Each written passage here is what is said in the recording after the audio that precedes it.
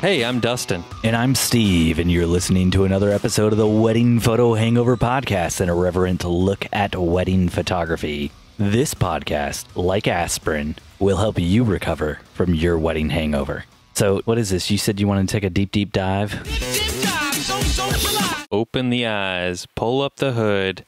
We want to dive deep into the world of bridal show extravaganzas. I figured it is that time of the year where we all roll up our sleeves. We've kind of finished maybe polishing up our websites, revisiting branding, marketing material, and some of us might just be considering doing a bridal show, or I believe some people call them something else. There's another name for a bridal show. Do they call them bridal shows where you are, Steve? I have no idea where you're going with this one, Dustin. I'm going to let you hang. No. You got a joke here? You got a joke? You going to joke me?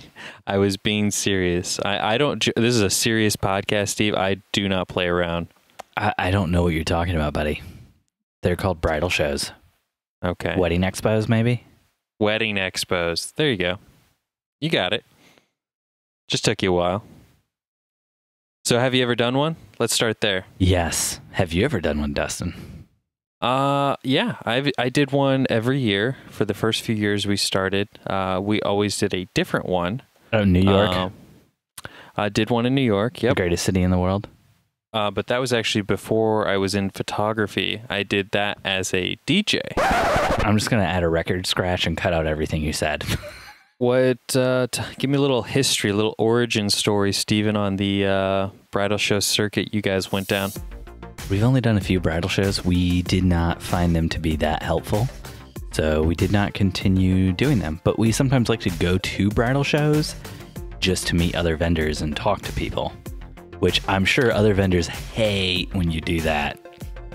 Yeah, so we did that last year. We went to a bridal show and just kind of walked around and like networked with the other vendors, and other photographers were so pissed that we were doing that. Why? At least they were just like, it made it feel like it was sort of this exclusive club that they had paid to be in, and that we did not belong. That we were taking up air that was meant to be breathed by those more worthy. Was it a free bridal show, or was it anybody can come? I don't know if there is such a thing as a free bridal show around here. They're all like $10 to get in. Oh my gosh, you paid $10 to get in and network? No. I just call whoever's putting on the show and say, hey, I'm thinking about doing your show next year. Can you send me some tickets so I can check it out? That's a great hack, Dustin. So for anybody out there who wants to save $10, just pretend like you want to do a bridal show and you can get in for free. That's the secret bridal show menu brought to you exclusively here on the Wedding Photo Hangover. This is better than the Chipotle secret menu, I would say. Certainly better queso. Or second hack, are you ready for this? I'm ready for this. If you want to get into a bridal show and not pay, most bridal shows, if asked by a participating vendor, they will give you free tickets to like give away, thus to promote the show on social media. So I'll always ask a vendor that I know who's in the show also, hey, do you have any extra tickets that they gave you for free so I can come by? And then I'll always offer to like take a picture of their booth or something like that in return. Typically that works too. Which is another hack that you probably don't know about.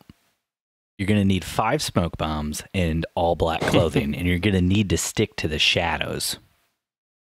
Or this hack, this one I don't recommend, but this is what my other wedding vendor friend does, who's got bigger balls than I, because he works more on the rental event side of things.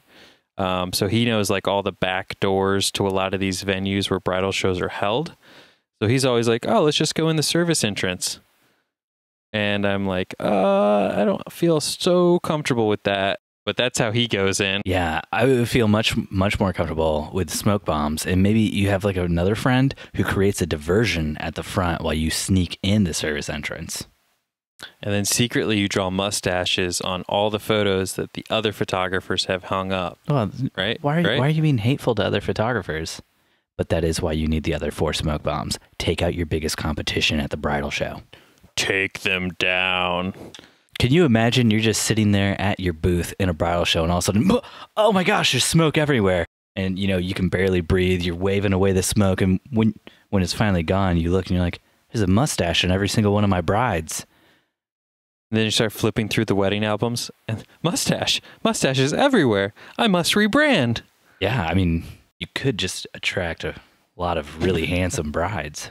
It could work in your favor. You never know. I would love to see Burt Reynolds in a wedding gown. So, yeah. So tell me a little bit about why bridal shows don't work for you, Steve. The few times that we've done bridal shows, we haven't found them to be worth our time. I'm trying to think of a way to phrase this without sounding too douchey. The few times we've done bridal shows, we found that we were the most expensive photographers at the bridal shows.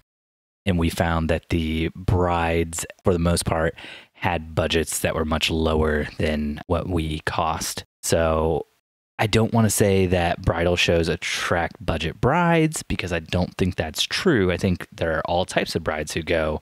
But from my experience, I feel like we met a lot of people who are there budget shopping, trying to find deals and stuff, and we're not really willing to knock our prices down enough to attract those types of brides that we were running into. Other people may have better success, more success, but we found that going to bridal shows, we were able to meet planners, we were able to meet people who run venues, we were able to meet, just all sorts of other vendors, DJs, who else works at weddings, florists, caterers, all types of people. And that was much more beneficial to our business, was just networking and getting to know other people in the business than necessarily going with the thought that we're going to book brides at the event. Yeah. No, I would second that completely. So much for this deep dive on bridal shows. Steve and Dustin are both surface level. No, I mean, I was going to say the same. So we are actually thinking about doing a bridal show next year for that exact reason of the networking possibilities.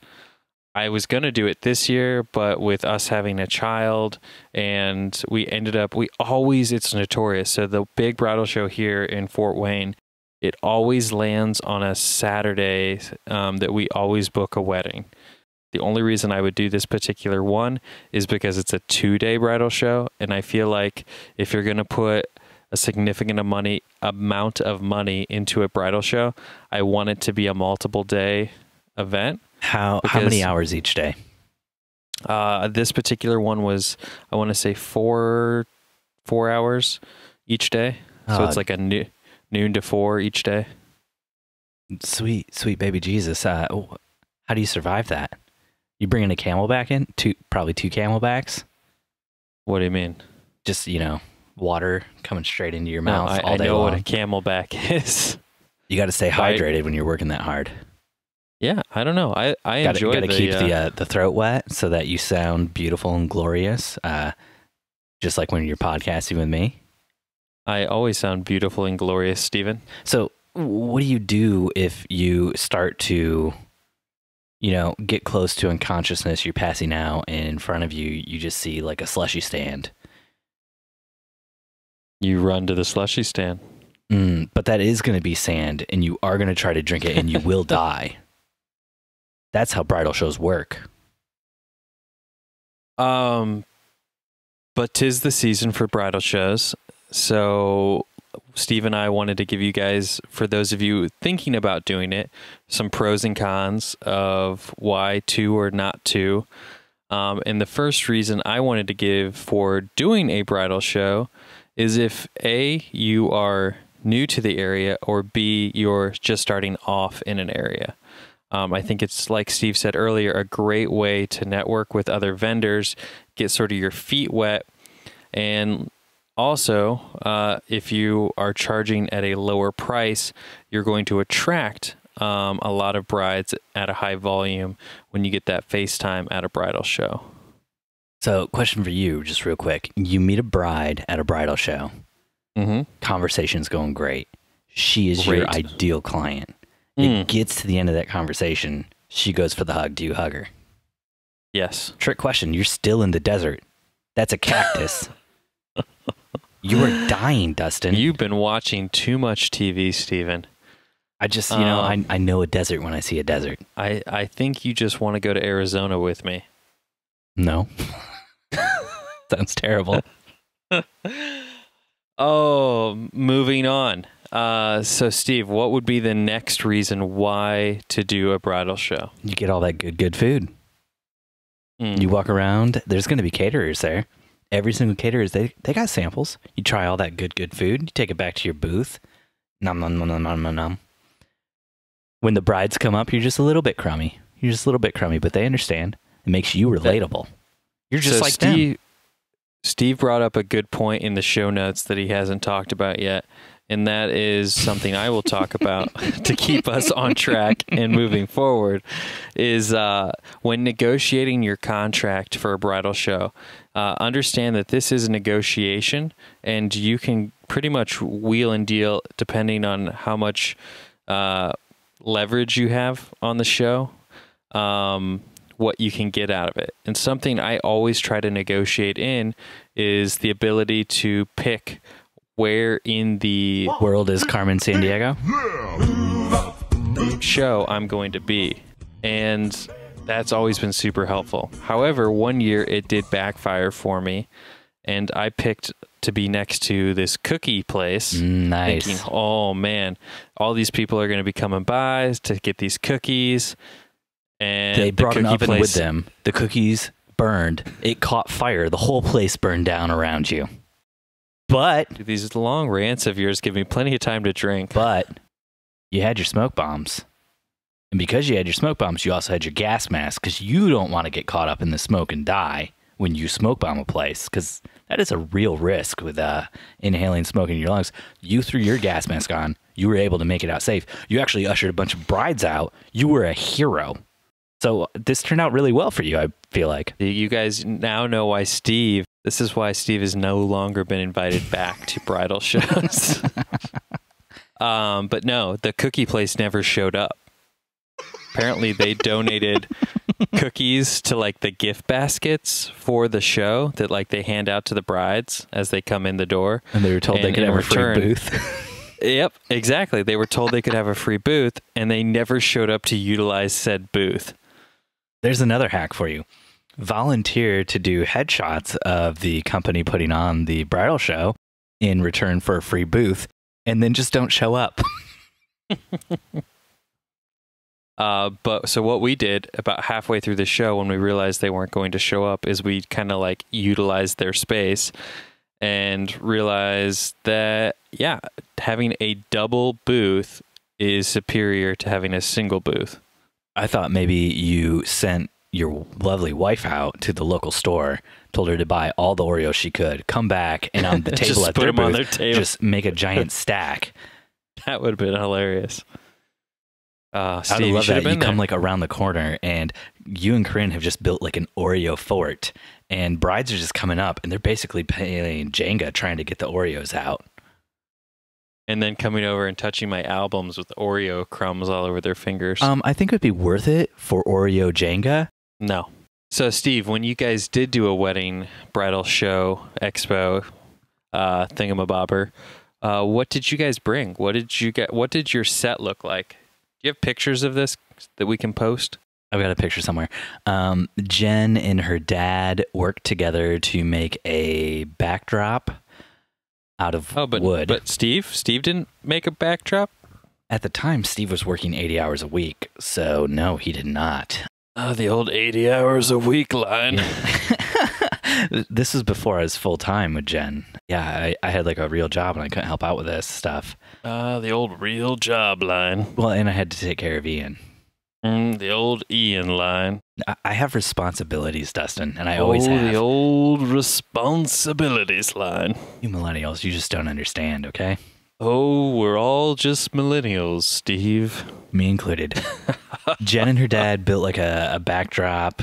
It's made out of plywood and 2x4s, and then they put like It didn't look like plywood in 2x4s. Like they put some sort of like wood thing over it. Then they applied some sort of thing so they could hang like photos off of it. We actually got a lot of compliments from other people there at the bridal show. I don't know, dude. We spent a lot of time and money on building a really cool booth, and we used it like once or twice. And then we were like, well, that was a lot of work setting it up and bringing it there. It's very heavy. And then we never did it again. Yeah, so I mean that's actually why we did so many bridal shows, was because so I'm not handy. I am not crafty. That is not me. Very much like Steve, but I'm not going to say that's because I work 80 hours a week. It's just I can't swing a hammer or drill a drill to save my life. I can't do those things either. Also, side note though, you don't drill drills. That would kind of defeat the purpose. Like the drill does the drilling for you. You don't actually drill the drill. See, that's point and game. But I was my family. I have cousins that are very in the construction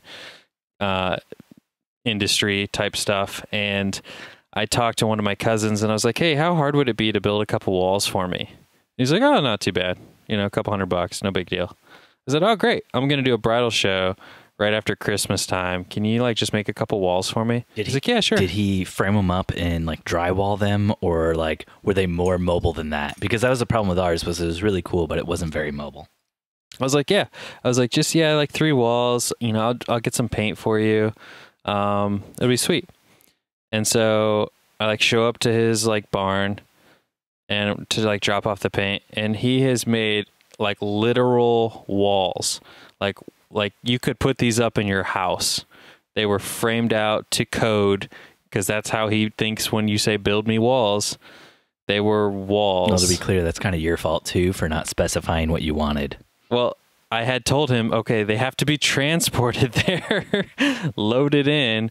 And I don't know, for those of you out there that don't know this, but drywall is not the most mobile friendly thing. I mean, you get drywall dust up the wazoo when you're trying to move drywall around. Do you still have the drywall? No. So did you sledgehammer it apart when you were done with it, or? Actually, no. I sold the booth to another photographer. Nice.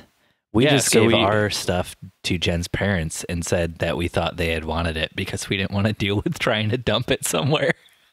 Well, luckily I had an aunt who had a large garage that she didn't use, and I was able to con her into letting me store it at her house in the off season. But we did 3 bridal shows with it, and simply I did all 3 just because I was trying to get my money and time's worth out of the actual walls. So the photographer that you sold it to, are they still doing bridal shows with it, or have they trashed it since?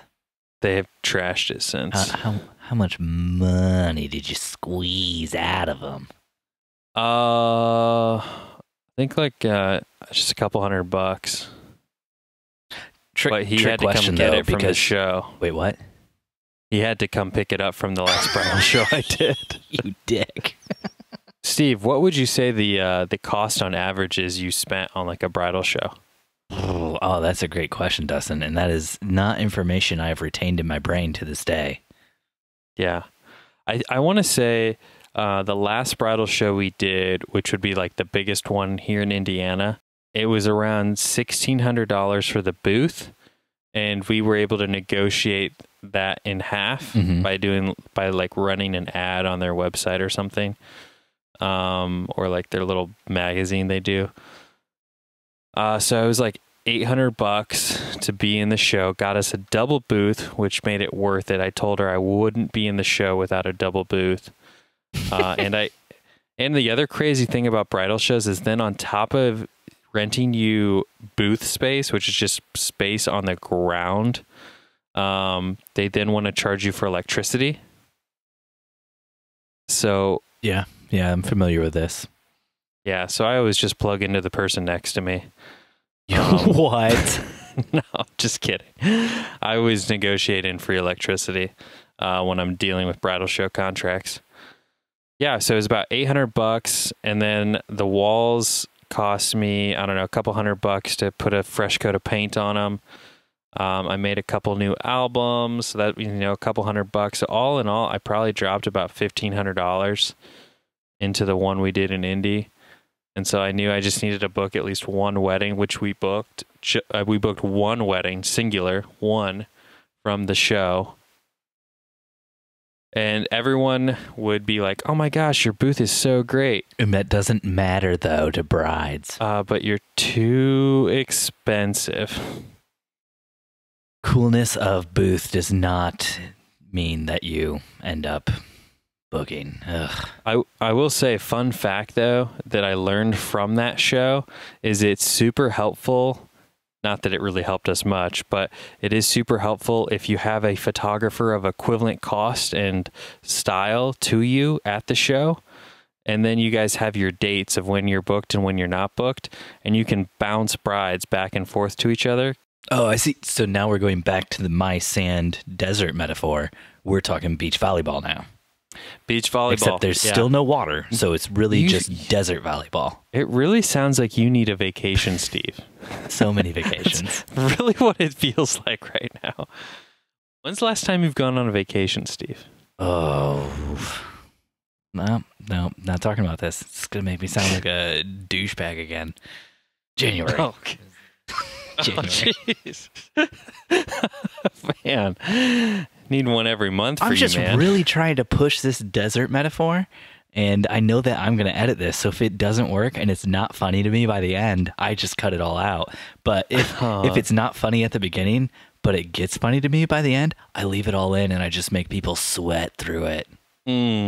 Drink their sweat. Which is something people do in the desert, sweating and drinking their sweat. Drink their sweat. There's a lot of sodium in there. Helps you retain your water. So yeah, so about $1,500 on average. I think $2,000 to $1,500 is a pretty good average, depending on how much you build or buy. $2,000, $1,500 is a pretty good average for the cost of doing the bridal show and like the stuff you bring. Okay. Maybe a little bit more depending. Like we had already built the walls. I was going to say we ended up booking 2 weddings from the show we did, but we booked one right like maybe within a month, and then the other one we booked like maybe 3 or 4 months later, but it was because of the bridal show that they ended up booking us.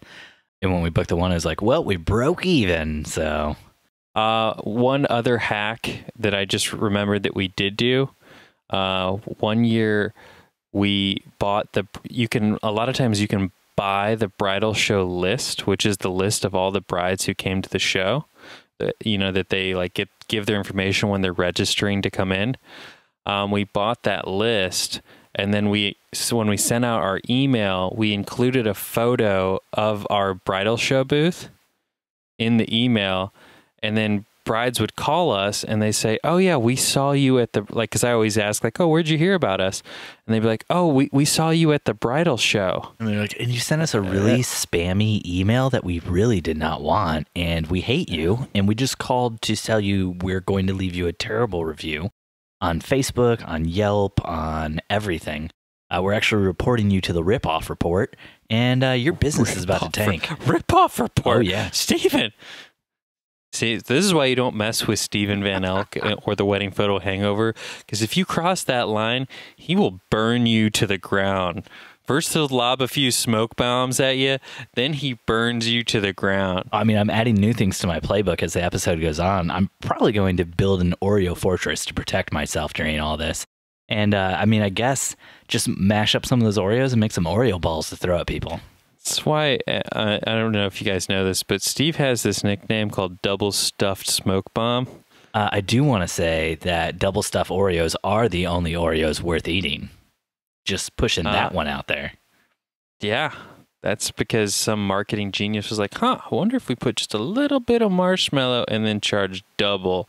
So, how many people... like single normal Oreos, not that great. Double stuffed Oreos, best thing in the world. Then there's the mega stuffed Oreos, which is like 2 double stuffed together. And you'd think that's great, but that's actually an abomination. What you want to do is get 2 double stuffed Oreos. You unscrew them and then put the 2 sides of the icing together. Now that's terrific. That's fantastic. But a mega stuffed Oreo, which is technically 2 double stuffed Oreos put together, that's abomination. Just crazy town. It doesn't taste good. It's like the wrong stuff. I'm cutting all this out, Steve. So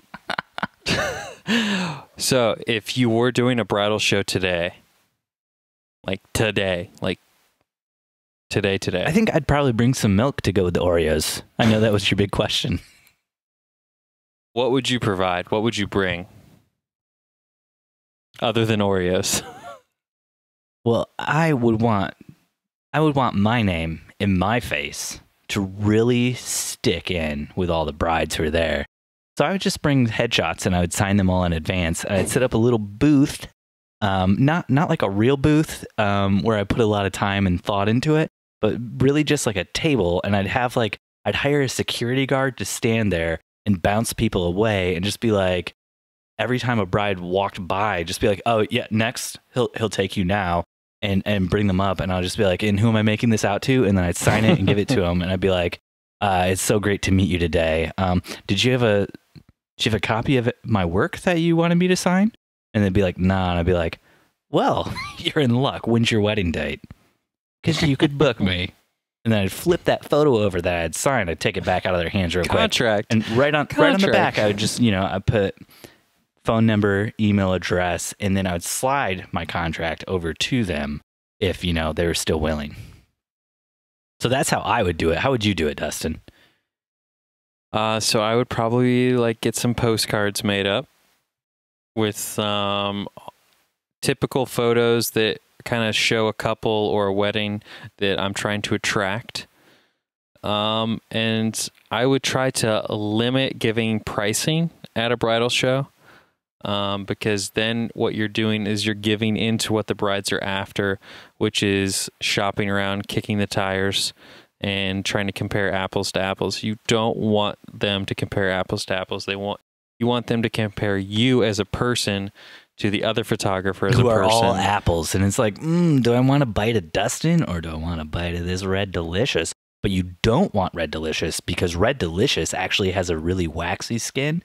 You want to go for that Gala apple or maybe like a Fiji apple, if you know what I'm talking about, Dustin. Granny Smith. You like that sour taste?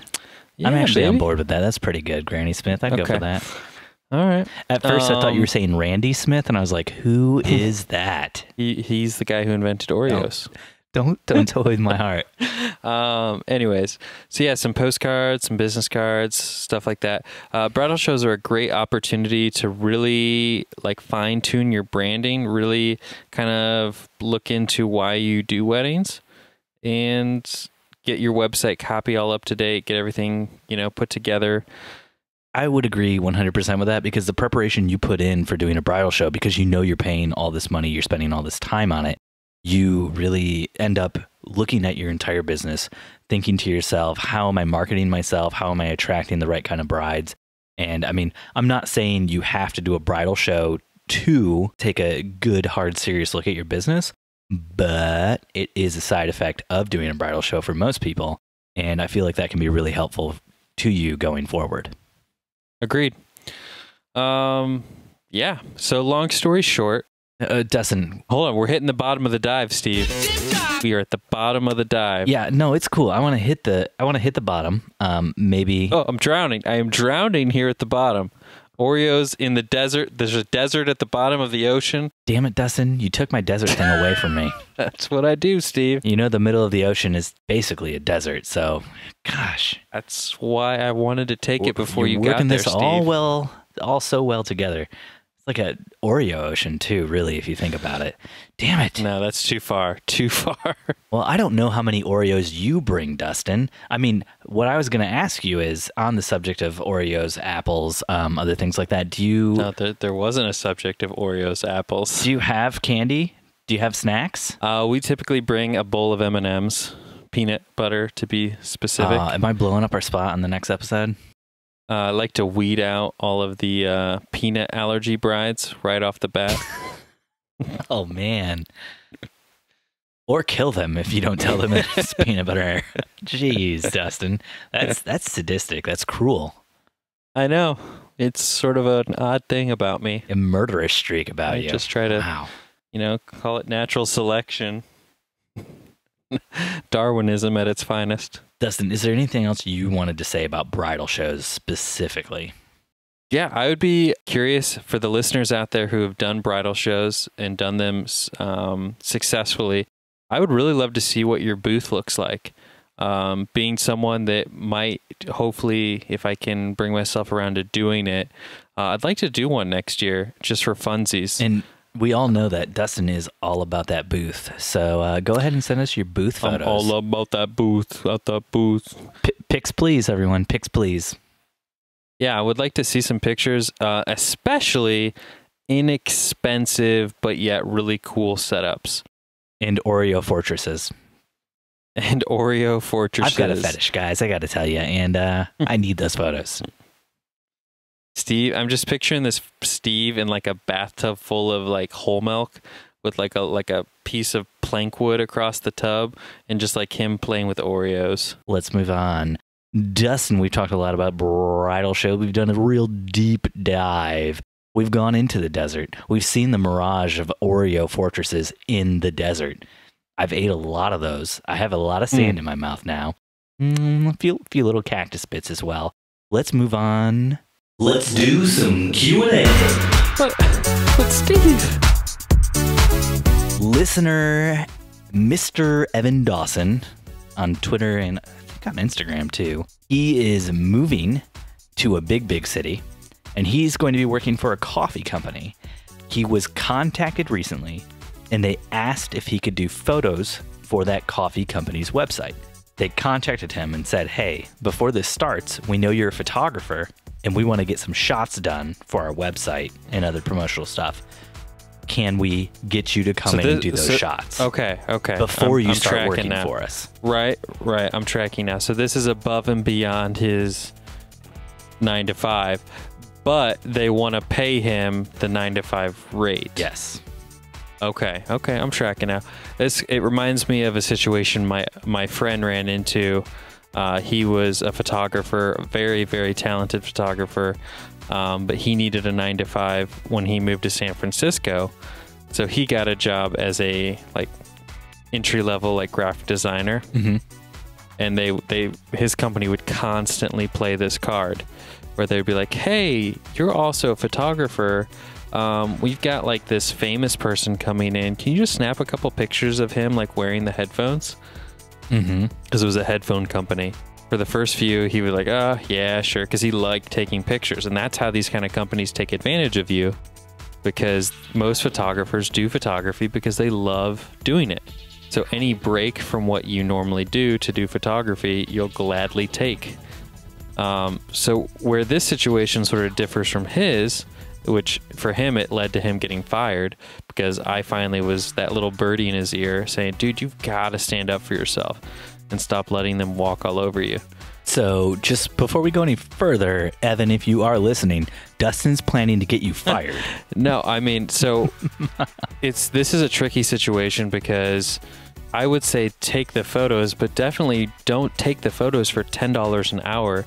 As an employee, I would simply come across as professional as you can and say, I'd be happy to take the photos for you. Here are my rates for employee headshots and lifestyle commercial shots, or whatever you want to categorize what you're doing as.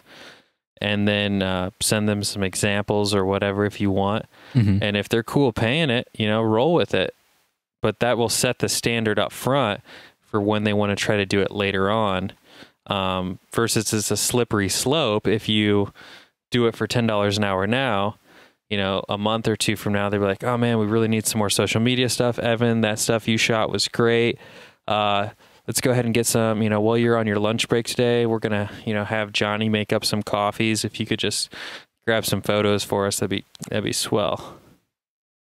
And then now there's always that expectation. And it's companies like this that have actually really diluted photography as a profession.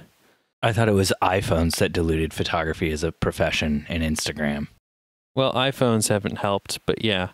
Less companies are hiring less and less photography wise, because they can just talk their employees into doing it with their iPhones or their cameras, and it's good enough for what they need.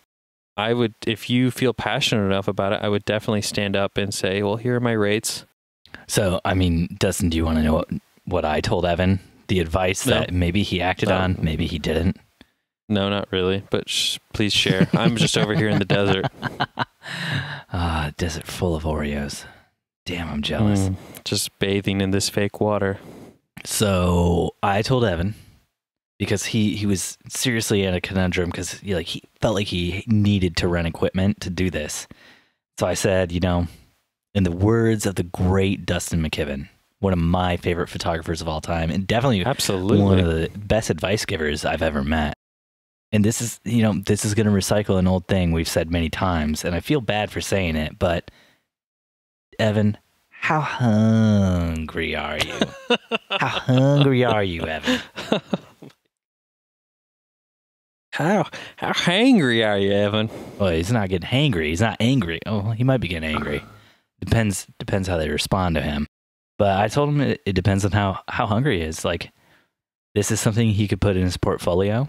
But I told him he definitely cannot rent equipment to do this shoot if they're paying him at that. Yeah. So I told him he needs to set boundaries. And if he's comfortable doing this at his normal rate, that's fine. But tell them what you need. Tell them you can't do the shoot without it. And then tell them what the price is going to be. And go ahead and add, 10, 15% to those rental prices so you do make a little extra money, right? Yeah. I feel like that's pretty normal in the business. Absolutely. And then you could shoot it for $10 an hour. And, I just explained to him, then he sets the precedent, like, if they just want 1 or 2 photos, it's not going to be worth it because they're going to have to rent equipment in the future from him, or he's going to have to rent it and then charge them a rental price or whatever. I mean, I tried to push him towards just saying it's going to cost this much money, but I don't want to get Evan fired or not hired, however it be considered, since he technically wasn't working there yet at the time. So he's got to do what he's got to do, It's up to him, but it's a tough decision to make. Evan, get back to us. I'd like to hear where you went, what you did, how it went. Mm-hmm. All right, moving on. Melissa from the Facebook group says, should I do a bridal show or should I advertise on the Knot? Man, that's a tricky question because I don't do either. So I would say, Melissa, the Knot and Wedding Wire are 2 very popular wedding networks. And from what I've been told by other photographers, it really depends on your market. There's certain markets that Wedding Wire and the Knot are like a bride's one-stop shop. It just depends on how invested the Knot and Wedding Wire are in that market. So, for example, I live in a what I would call a secondary market, which is not as big as like a primary market as like Steven is in. So Wedding Wire and the Knot are putting 0 time and energy into my market. I don't think they're even putting time and energy into Indy. Correct. Indy doesn't meet their quota for population density for them to even care as much as like a Chicago or a Cleveland.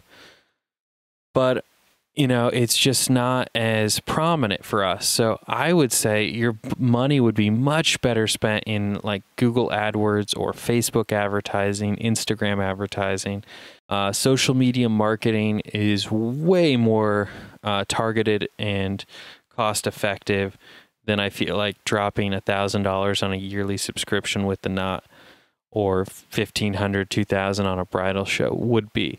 Plus, if you go the Knot route, you're missing out on what we said was the best part of doing a bridal show, which is networking with other vendors. You don't get that if you're on the Knot. The Knot has like 0 presence in Indiana. Wedding Wire has a little bit of a presence in Indy, don't they? I don't know. We don't advertise with either one. We've found from talking to other people who did that it's kind of the same problem as bridal shows had, where we were priced much higher than what the people who were doing well on those things were priced at. So we felt like we were kind of priced out of doing well, and like it wouldn't really be worth our money. Hey, while we're on the topic, I know this is backtracking a little, but I'd just like to get your thoughts on this. because we typically are yin and yang on most things. Should we mix apples and Oreos when we're having a snack? And my answer, Dustin, to that is absolutely. If you can, crush up those Oreos and make like an Oreo apple, you know, kind of like a candy apple with a caramel. What about like an apple pie with an Oreo crust? I mean, that does and then sound, use the marshmallows as like a cream on top. That does sound like the most terrible thing in the world, and I would eat the shit out of it.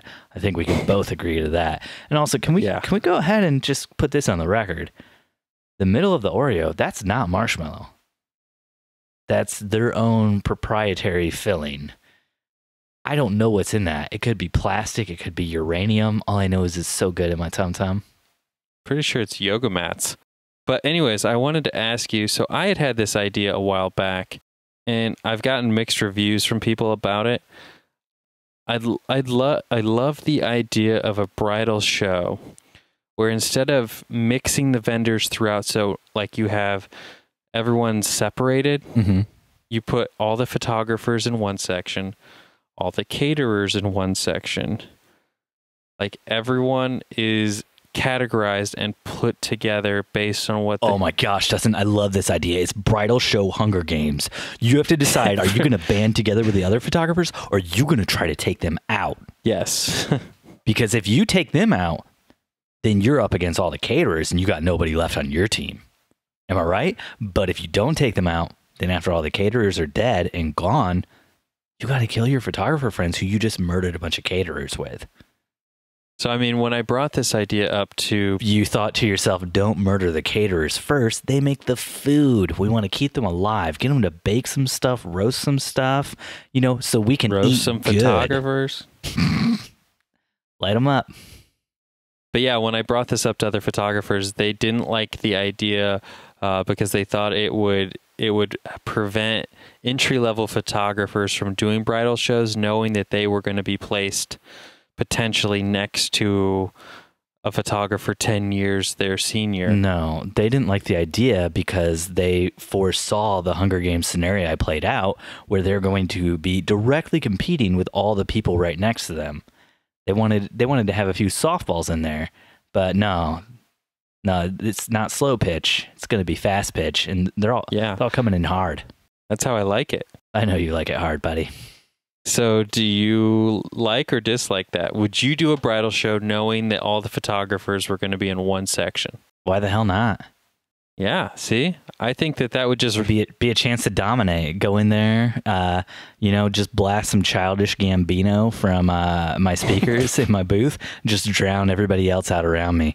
Probably coordinate with the DJs in the Hunger Games scenarios so that I could effectively have some noise warfare going on. I would, of course, bring earplugs because I'm planning ahead for this situation. Yeah.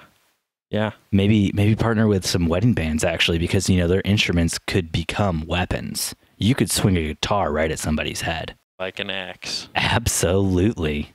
But yeah, I thought that would be a cool idea. I'm still kicking around the idea of doing my own bridal show someday, but who knows? You're going to host your own bridal show. Yeah, I think it would be fun. The Dustin McKibben Wedding Expo Experience. Dun, dun, dun. Brought to you by the Wedding Photo Hangover. Oh, hell yeah. There's going to be a lot of alcohol there. Sarah from Facebook group says, I've been emailing a bride back and forth that was referred to me by a really good friend. I met the bride this past weekend at a bridal show, and she emailed me the next day saying she wanted to move forward. Yay! I emailed her. Yay! Just what the next steps were and how the process works. But, and here's a big but, nothing has been signed. You like big butts. And I cannot lie, nothing has been signed. And these other brothers can't deny. Can't deny it. This weekend, I also had great friends get engaged. And they set their date for the same one as the bride I met this weekend. Dun, dun, dun. And they want me to capture their day as well. I guess I am just not sure what to do. Could anyone help and give me a little advice? Yeah, that's easy. If you don't have a contract signed, you take the other wedding.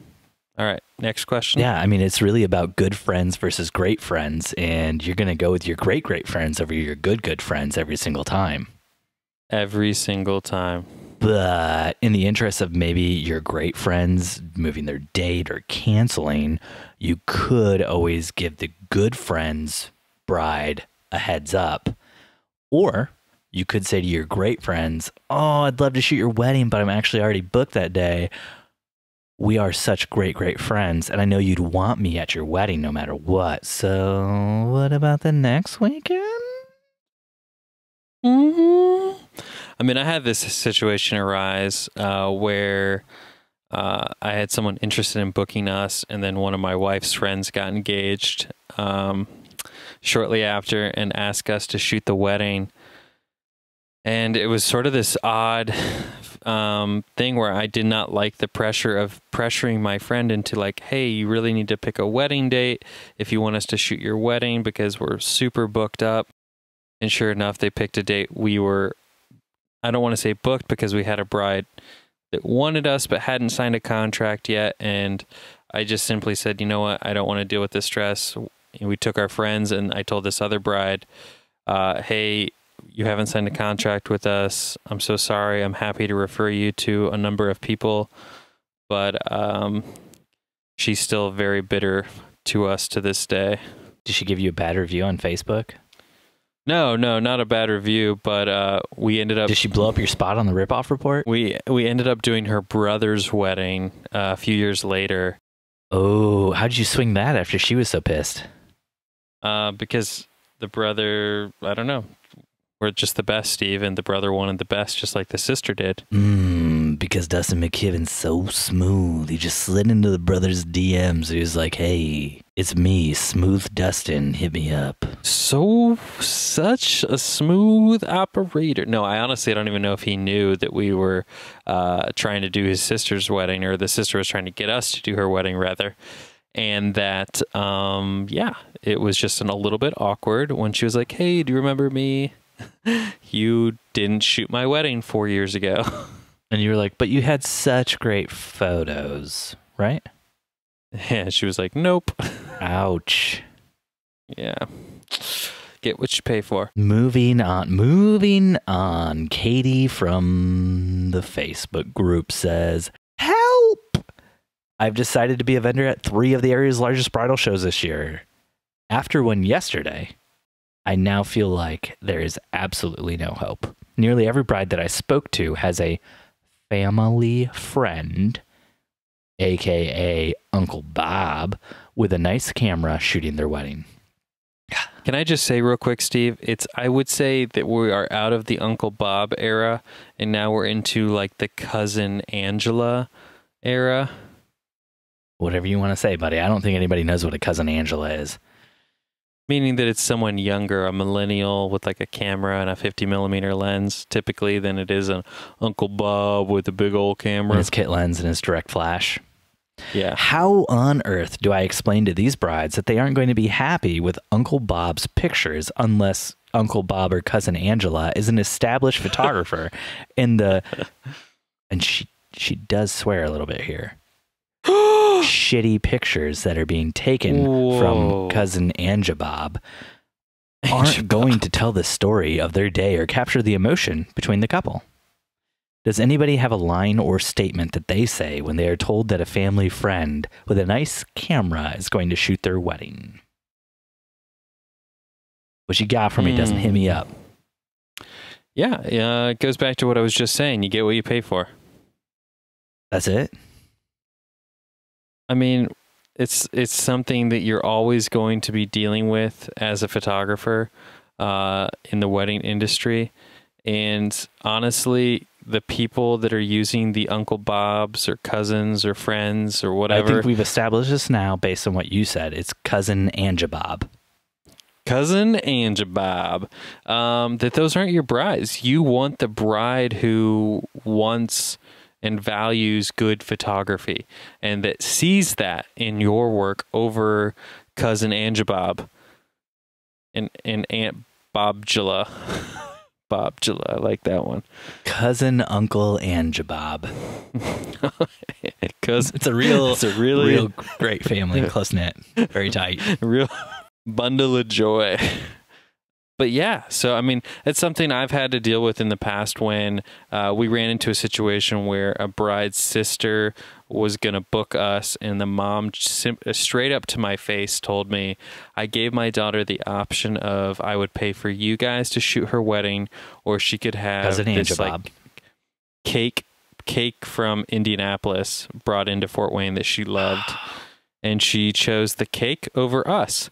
And so at that point, I hit kind of that point, crossroads, whatever you want to call it, where I was like, not everyone values good photography. It's just not a priority for everyone. And then you were like, excuse me, do you have a peanut allergy? Wait, don't answer that. Just eat this real quick. Exactly. And then I shoved it in her wedding cake. Wow. Oh. No, I realized that wasn't my bride, Katie from Facebook. Well, Katie from Facebook is not on blast here. Come on. Katie from Facebook's just asking about Uncle Cousin Ange-Bob. Yeah. Well, so I'm educating Steve, and when I get up on my soapbox, there's no blast mode taken off. All right, Dustin, this is our last question. We got to wrap it up after this. Natty from Facebook groups. I was doing a bridal show and a potential client had food in her teeth. Should I have told her? Nope. Move on. But then she goes to the next booth, which is another photographer who's very close to you, style-wise, price-wise. That photographer looks at her and goes, I can't believe DJ D-Mac Attack didn't tell you that you got a little Oreo in your teeth. And that's when I simply say to them from across the hall, across the show, I respect them regardless of whether they got a missing tooth or not. So that's how bad the Oreo is. Good. Yeah. I'm glad we had that established. Yeah. Picturing that hill jack look. So then you book Cousin Ange-Bob. Cousin Ange-Bob. Comes full circle. Hashtag. Great. That was a great segment there. Dustin, it has been a good night with you. Thanks for listening to another episode of the Wedding Photo Hangover podcast with your hosts, Dustin and Steve. You can find us on Instagram and Facebook at Wedding Photo Hangover and on Twitter at WedPic Hangover. You can find Dustin on Instagram at Dustin_McKibben. And you can find Steve at Steven Van Elk. Thanks for listening, and we'll see you next time. Your head is pounding, your limbs feel like dead weight, and your entire being is aching for the sweet embrace of death. That's right, next Sunday after you shoot another wedding. Another wedding. Also, guys, next week was going to be a really exciting episode here at the Wedding Photo Hangover podcast. Steven and I have the pleasure of sitting down and chatting with photographer and podcaster Nathan Mitchell. It's going to be a great conversation. I highly encourage you to take a listen. You don't have to say it's going to be a great conversation. We have little peek behind the curtain here, as Dustin likes to say. We've done the interview already. It was a great conversation. And we're just holding it because Dustin might have a baby any day now. We're trying to give him some time off. I wasn't there for half of it, so I'm excited to listen to it myself. Oh, it's going to be so exciting. Perfect, man. I'll see you next week. Have a great night. Uncle Cousin Ange-Bob.